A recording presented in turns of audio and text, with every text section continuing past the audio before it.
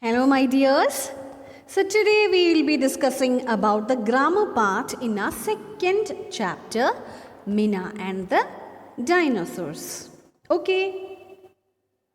So, at first we will be discussing about determiners. Have you heard about determiners? You might have heard about articles, right? We have studied it in our last class. Articles. The, a, and. These are the articles, right? The is known as the definite article. A and an, they are known as indefinite articles. We studied it, right? So, these articles can be called as determiners also. Okay, so what do you mean by determiners? Determiners are words placed in front of a noun to make it clear what the noun refers to. So these determiners, we will place it in front of a noun like the book, a book, an apple, like that. Okay, to denote what the noun refers to make it clear. Okay, so determiners are of different kinds. So one kind we will be studying in this chapter, and it is demonstrative determiners. Okay, so you can see here this, these. We will be using these two determiners to refer something which is near to us. And we will be using that and those to refer to something which is far from us. Okay. So, you know that this and that, they are singular. Singular words they are. These and those, they are plural, more than one. Okay, so we can say like this book, that book. When it comes for these and those, we will be adding s to the noun, like these books, those books, like that we will be telling. Okay, so here we are studying about determiners, and we already told that definite article and indefinite articles, the, a, and, they are also called determiners. And along with that, we studied this, these, that, and those are also determiners. And we will be using these words just before a noun.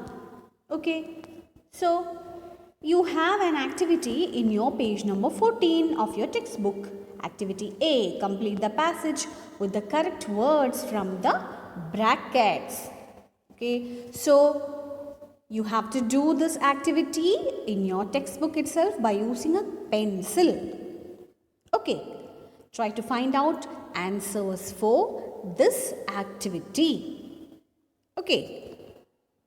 And now we are going to discuss about adverbs of degree.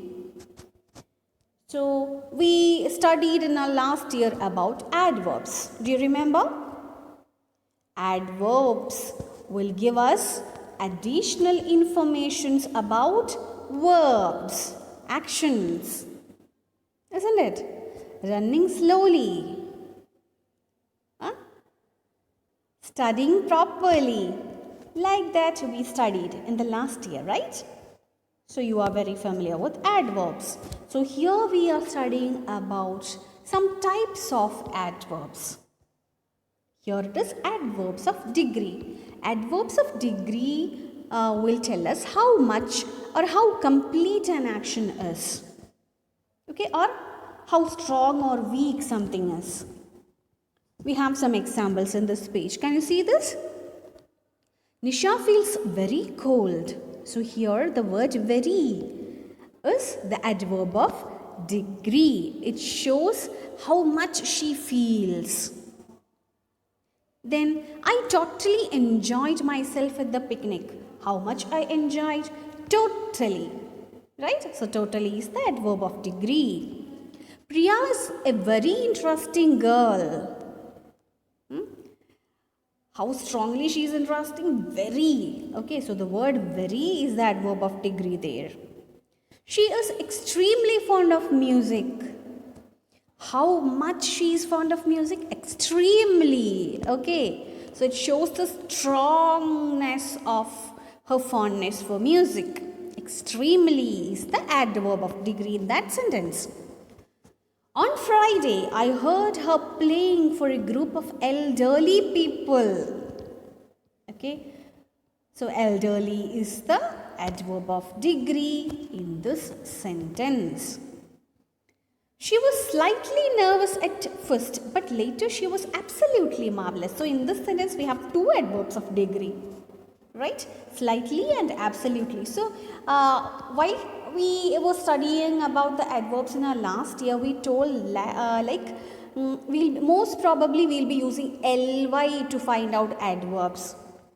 Not for all adverbs, but for majority of the adverbs, we'll be adding ly. So here also you can see for totally, extremely, elderly, slightly, absolutely, every verb we used ly. Okay, not for all, but for majority we will be using ly to create adverbs. Okay, so in your page number 14 itself, you have one more activity related to adverbs of degree. Choose the correct adverbs of degree from the box to complete these sentences. Okay, so this one also you have to do in your textbook. You have 6 sentences here.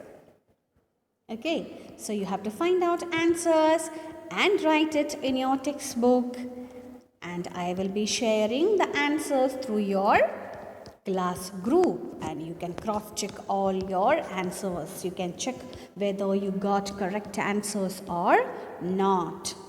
Okay, so it will be interesting, right? Okay, so we studied adverbs of degree. Okay, so next we will be studying adverbs of frequency. Adverbs of frequency tell us how often an action happened or will happen. Okay, frequency, how much time it happened. Okay, or when will it happen. So here in this box you have some adverbs of frequency. Can you see that? Always, never, rarely, seldom, often, frequently, occasionally, usually, every day, twice a day, once a year, every week, sometimes. So these are some of the adverbs of frequency. It shows us how often an action happened or when will it happen, like that, right? You have 7 sentences also here as examples. I often get up at 6 a.m. So every day I used to get up at 6 a.m. So often is the adverb of frequency here. Often. Do you often get up at 6 a.m.? That's a good habit, right? To get up 6 a.m. every day. Often get up at 6 a.m. Okay, so here often is the adverb of frequency. Second one, I always have a sandwich for breakfast. Okay, always. It shows how often an action happen. Okay, always. So every day for the breakfast, I have a sandwich. Right? Third one, I usually leave for school at 8 a.m. Now, we don't have to leave for school, but we have to get ready by 8:45 a.m. right? But this can be applied for last year and after some months also. I usually leave for school at 8 a.m. Usually is the adverb of frequency. Fourth one, I sometimes go for a job. Not all the time, sometimes. So sometimes is the adverb of frequency. I read a book every night. So when will I read a book? Every night. How often you read a book? Every night. So every night is the adverb of frequency. Sixth one, I rarely watch television. Rarely means what? It's a negative word. Okay, rarely. Never. That is the meaning actually. Rarely means never. So, I never watch television. That is it actually. The meaning is that. So, rarely is the adverb of frequency. 7. I go to the market every week. So, every week, adverb of frequency. How often you go to the market? I go to the market every week. Okay, so that is the adverb of frequency. So, adverb of frequency will tell us how often an action happened, already happened, or how often an action will happen. Okay, I think it's clear for you. So, related to this, we have an activity in your page number 15, activity C. Tick the adverbs of frequency in these sentences. And here we have 6 sentences. And from these 6 sentences, you have to find out which are the adverbs of frequency. Okay, so you have to do that also. Okay. So next we are moving on to time phrases. Time phrases. By the name itself, we can understand that something related to time, right? So time phrases are the phrases related to time. Some phrases in essence, a part of a sentence, maybe 3 or 4 words together. Okay, that is a phrase. So there will be some words in some sentences which denotes the time of the activity. Okay, so such phrases are known as time phrases. Can you see here as example?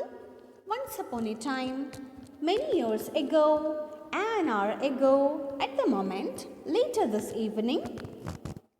Like that, we will be using some phrases to refer to time. Okay, let's go through this paragraph here. Ram and I did not know how to kill time, so we went for a film. At that time, there was a horror film that was being screened in a nearby theatre. The film began with how once upon a time when people sighted an owl, they felt that there was sure to be a mysterious death. At first it seemed interesting, but soon we realized that watching the film was a waste of time, and so we left the theatre. So here some phrases are given as bold, like kill time, at that time, once upon a time, waste of time. So in this paragraph, these all bold phrases are the time phrases because they will give us the informations regarding time. Okay, kill time, at that time, once upon a time, waste of time, everything will tell us about the time of the event happened. Okay, so the phrases, it's not one word, okay, kill time contains 2 words, at that time contains 3 words. Okay, so phrases will be having 2 or 3 words. Okay, so the phrases which tell us about the time of the incidents happening or happened is known as time phrases. Okay, so we have some activities related to time phrases also in our page number 15. Choose the correct words from the box to complete these sentences. We have 6 sentences here, and in bracket we have some options also, like all the time, before time, at the same time, behind time, from time to time, for the time being. So read all these sentences, all the 6 sentences, and find out which is the most suitable time phrase for it, and just write it down in your textbook. Okay, we'll be finding out how many of you are able to find out the correct answers. Okay, so I need you all to do it today itself. Okay, it will be very interesting to find out the correct answers, isn't it? Okay, so we have finished time phrases also. We have some other thing as a next work. Informal letter. Letters also are a familiar thing for us, right? Last year we studied how to write letter, isn't it? Do you remember? Last year we wrote some letters in our notebook. So letters are of two kinds. Informal letter and formal letter. So here we will be studying about informal letter. So what is an informal letter? Do you know? An informal letter is a letter you would write to a friend, a family member or an acquaintance. Okay. So anybody, not a formal one. We have to write if you want to write a letter to our friend, we will be calling, hi dear, like that we will be addressing, right? So the letters having no formality is known as informal letter. Maybe we will be writing to our friend, maybe to our father, mother, uncle, auntie, okay, any siblings, whoever it may be. Okay, it's an informal letter. And why do I write an informal letter? I write an informal letter to keep in touch with family and friends. Then to share information or inquire about their health and well-being. So while writing, we'll be asking, how are you, my dear friend? What about your exams? What about your online classes? Is it fine? Okay, so if you're writing to your uncle, so you can explain about all the things happening around you. You can ask about his health. Okay, so like that we will be writing.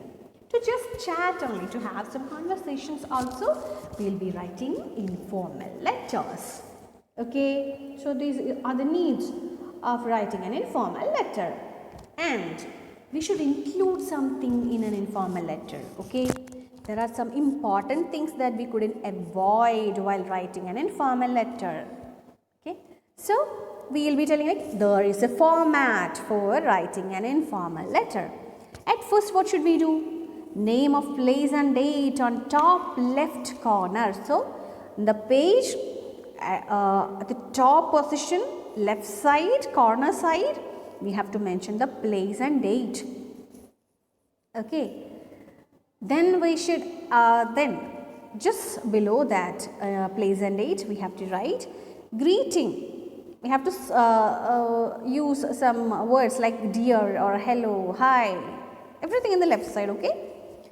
Then we should begin the letter, like the body means the main content or message, and we should paragraph it. Okay, at least some 2 or 3 paragraphs. Okay, so it should be very chatty, very friendly way, like the way that we are talking to our friend or whoever be the person. Okay, it should feel like that we are having a chat with the person. Okay, so you should paragraph it. That thing you should remember. You should paragraph it. Then you have to close the letter, right? So by writing like this, yours lovingly or your friend. Like that you can close the letter. Your loving son, your loving daughter, your loving niece, your loving nephew. Like that you can close the letter. And just below that you don't have to sign, you can just write your name because this is an informal letter, this is not a formal one, then we don't have to sign in it. Okay, no need. So just we can write a name only. Okay, so do you want to see an informal letter?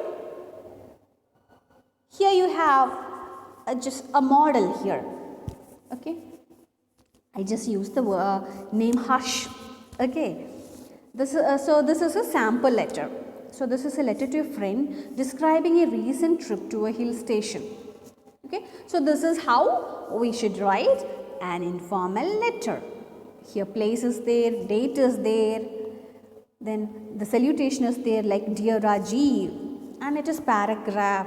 So many 1, 2, 3, 4 paragraphs are there.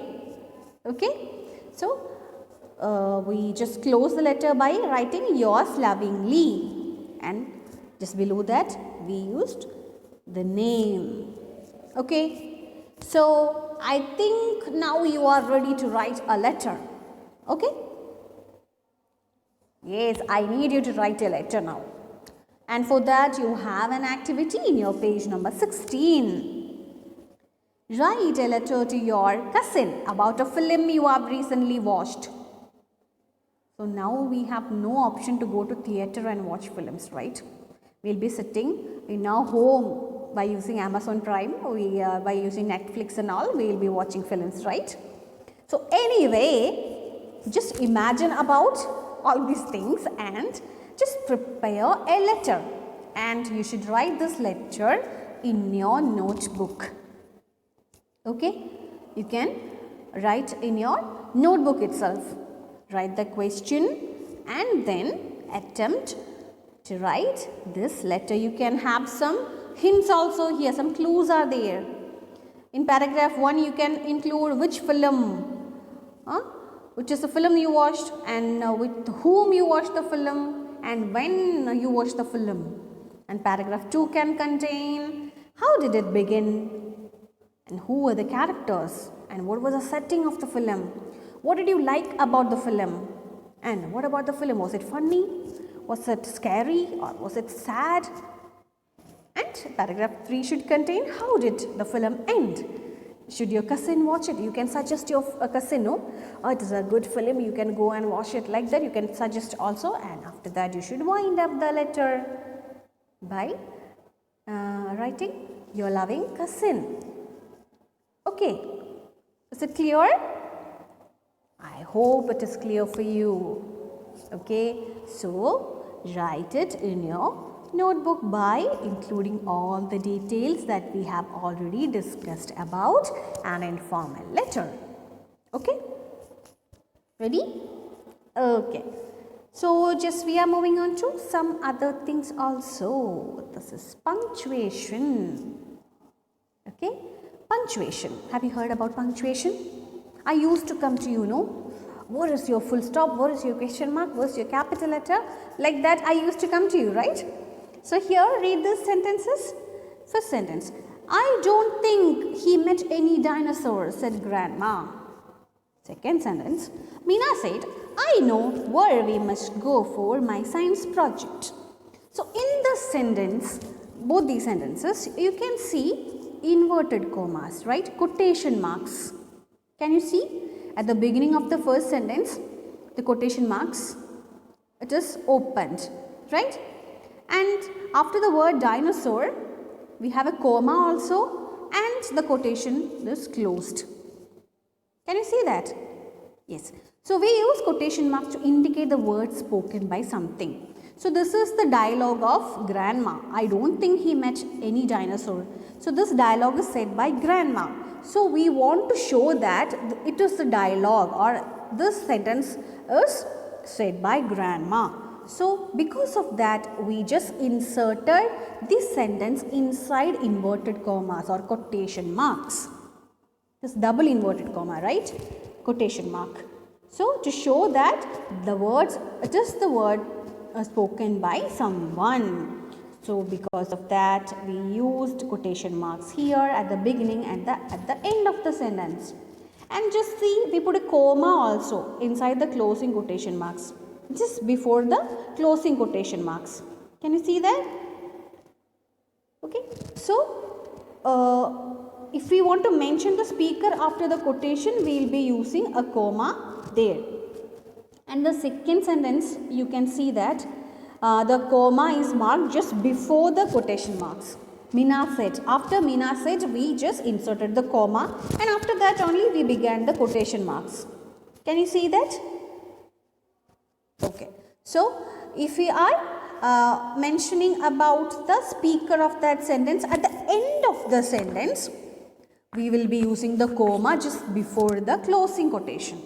And if we are mentioning the speaker of the sentence in the beginning of the sentence, we will be using the comma just before the opening sentence or the opening quotation mark. Okay? Confused? No, right? It's very easy. When we are talking about it too much, no, it will get confused. But I know you know all those things. Isn't it? So we will be using a comma and quotation marks in particular places in a sentence. If we want to say that this sentence is said by some particular persons, we will insert quotation marks at the beginning of the sentence and at the end of the sentence. Okay, and if we want to mention who said the sentence, if it is at the end of the sentence, if we are adding the person at the end of the sentence, we will be using the comma at the end of the sentence just before the closing quotation mark. And if we want to add the person, like here Meena said, no, after Meena said, we use the comma and then we opened the quotation. Okay.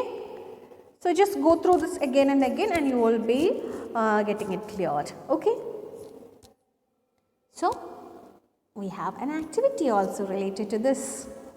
Read this passage, insert commas and quotation marks where necessary. So this activity you can do it in your textbook itself only by using a pencil. Okay. So do it in your textbook itself. I hope you will do it, and be sending all the answers to your class groups, and it will make you easy to find out whether you had correct answers or not. Okay, so we discussed so many things here: determiners, adverbs of degree, adverbs of frequency, then time phrases, informal letter and punctuation. Okay, so do all the activities. Okay, so I hope you all will do. Okay, so we can meet with the next video. Thank you all.